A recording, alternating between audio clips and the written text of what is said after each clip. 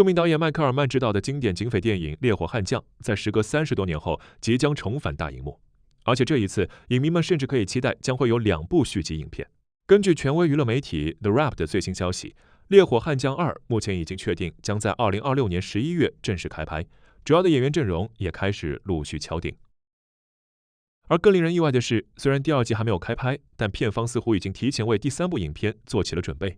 根据报道，《烈火悍将3》已经进入了早期的开发阶段。换句话说，迈克尔曼很可能准备把这个经典的警匪故事进一步扩展成一部由3部电影组成的犯罪史诗。《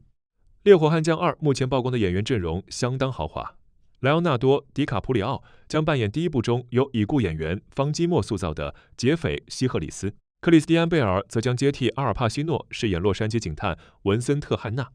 史蒂芬·格拉汉姆则会接棒罗伯特·德尼罗，扮演年轻时期的尼尔·麦考利。此外，亚当·德赖福则将饰演全新登场的重要反派人物欧提斯·沃德尔。《烈火悍将2》会依旧由迈克尔·曼亲自编剧并执导，故事则改编自他参与创作的小说《Hit 2》。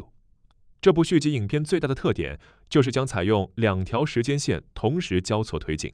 第1条时间线发生在第1部的结局之后，尼尔·麦考利已经死亡。但克里斯成功逃脱，而文森特·汉纳却仍然没有放弃追捕，双方的较量也将继续进行。另一条时间线则会直接回到第1部影片故事发生的7年前，那时尼尔、克里斯以及他们的犯罪团队开始参与一系列危险的行动。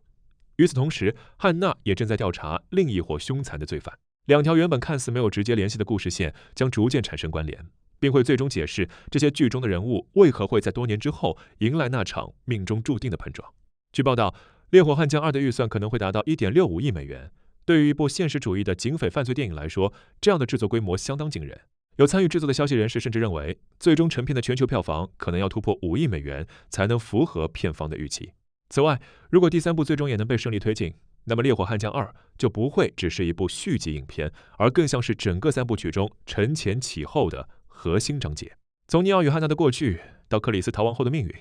再到第3部可能展开的全新剧情，迈克尔曼显然希望通过3部电影，将烈火悍将的故事扩展成一场跨越数十年的警匪犯罪史诗。